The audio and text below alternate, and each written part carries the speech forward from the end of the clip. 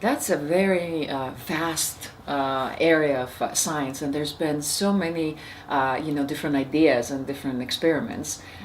What I know and what I've learned from the recent experiments that are done, actually mostly in Russia, is that yes, there is a part of DNA, actually almost 10% of it, that so far we knew carries all the genes that have all the information to create a physical body. And in there we have the genes about specific diseases or specific ways of reaction, and some people thought even patterns of character. Now the new idea is the 90% of DNA that for many years we consider it to be junk, literally. I know it's funny, but that is actually a scientific term. Scientists have named that 90% of DNA junk DNA because they thought it does nothing. Recent research shows that that is not absolutely true. But we know for a fact that that 90% plays a huge role. And many people, when they combine science, they combine the new research on DNA, and they combine what we call spirituality, they truly believe, and they actually refer to this idea of Akashic records. So what are the Akashic records? Supposedly, if we believe to the fact that the soul comes and reincarnates, and we never die, and it's just death is just another way of passing through one experience to another experience. And we also actually agree with the new indications that there is this thing that we call past lives, future lives.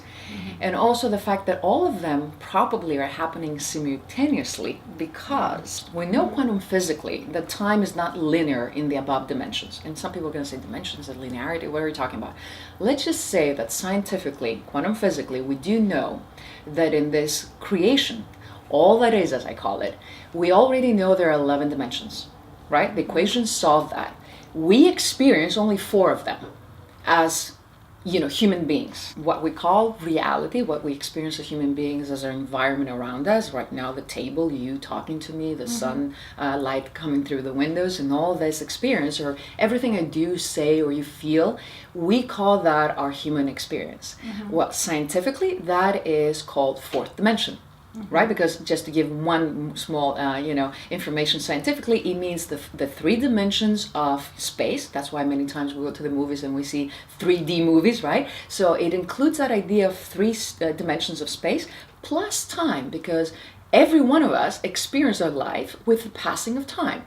Right now, you understood that a second ago you asked me something, and now it's a second later. So you realize and you perceive your life as past, present, and future. That's called linearity of time. Now, scientifically, without going too deep right now at this moment, we do know in the above dimensions that exist, that we know exist, but we don't have a experimental sensation of it. We do know those above dimensions, from the 5th dimension above, time is not linear. Someone say, what does that mean? It means somehow, which is hard for our brain to grasp, time is always now. So you experience the past, the present, and the future in a sense now. And that's a huge discussion here that we can actually enter very soon. But let's put that out, because I really want to go back to the initial question of DNA. So in a sense, people believe there are parts of DNA that actually pass through your parents and your ancestors, some biological traits, and in there sometimes they might affect your experience or your mood. For example, if I'm in pain, I'm going to be a little bit cranky. That is not really my character, though. Even though it seems to affect how I react, it's not really my character. My character, my personality, is the combination of those convictions we're talking about, is actually the ego.